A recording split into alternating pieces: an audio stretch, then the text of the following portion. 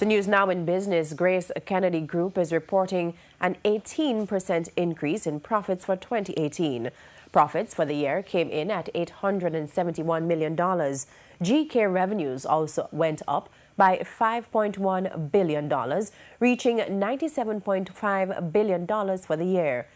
Now, as the company experiences greater cash flow, Grace Kennedy has moved to change its dividend policy. The board approved the increase in the frequency of dividend payments from 3 to 4 times per year. Under the new policy, dividend payments will increase to a minimum of 20% of net profit attributable to stakeholders up from 15%. Technology Minister Favour Williams has announced that the process of upgrading post offices across the island will involve the introduction of point-of-sale machines. She says the machines are expected to make transactions more efficient.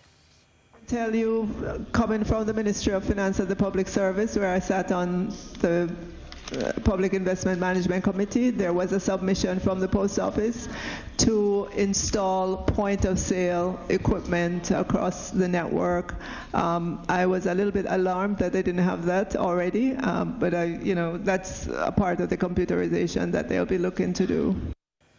The Technology Minister was speaking at a meeting of a Standing Finance Committee in Parliament yesterday.